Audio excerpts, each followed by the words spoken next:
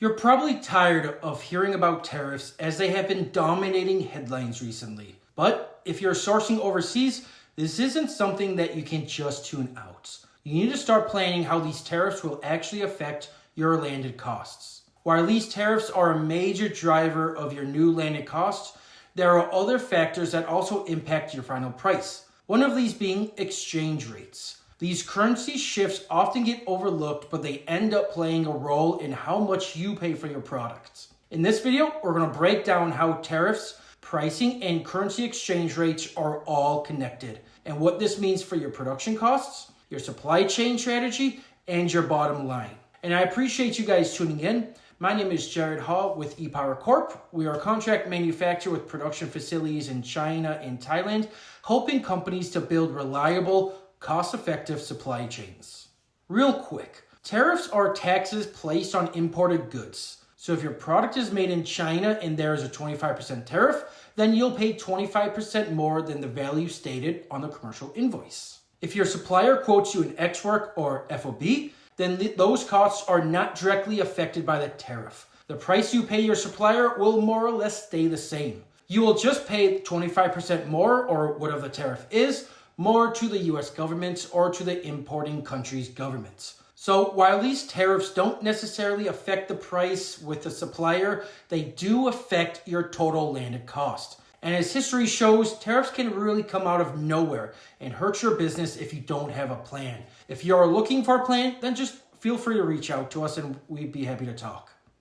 When tariffs steal all the attention, the impact they can have on the currency exchange rates often fly under the radar. When tariffs are imposed, they can lead to uncertainty in global markets. In response, the affected country's currency can often weaken. For an example, when the US announced tariffs on the Chinese goods back in 2018, the Chinese renminbi lost value against the US dollar. So why does this actually matter? Because if the renminbi drops in value, the US dollar can go farther. So even though you're paying a tariff, the product might be cheaper to purchase from your supplier in US dollars. Let's assume that your supplier costs in renminbi remain pretty steady. If the renminbi weakens, your cost in US dollar might actually drop. That shift in exchange rates becomes a quiet but potentially powerful factor in your total manufacturing cost. This is also something that your supplier might not be upfront and tell you about. You might just need to ask them. The key takeaways here? Well, tariffs don't just influence the extra price you pay, they influence currency markets and other things that have a ripple effect and can affect your pricing in ways that you might not likely know about. So what does this all mean for your supply chain? First off, forecasting isn't so straightforward. You can't just take your last quote and tack on a 25% tariff because currency movements, supplier pricing strategies, and sourcing decisions have all changed. Let's say you're producing in China and tariffs go up, but the renminbi weakens. You might be tempted just to write it out. But what if the renminbi strengthens again while tariffs stay high?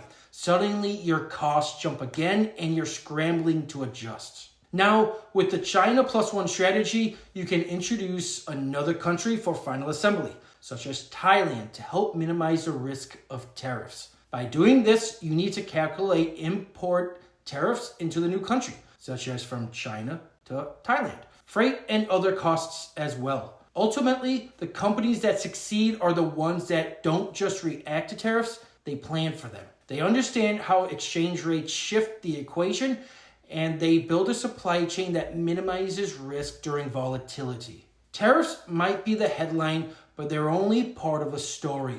The real impact on your manufacturing costs comes from a combination of the tariffs, exchange rates, and how your supplier responds. And if you're trying to build an alternative supply chain, now is the time to take a closer look. Whether you're exploring a China plus one strategy, evaluating production in other countries, or just trying to get better control of your landed costs, we're here to help.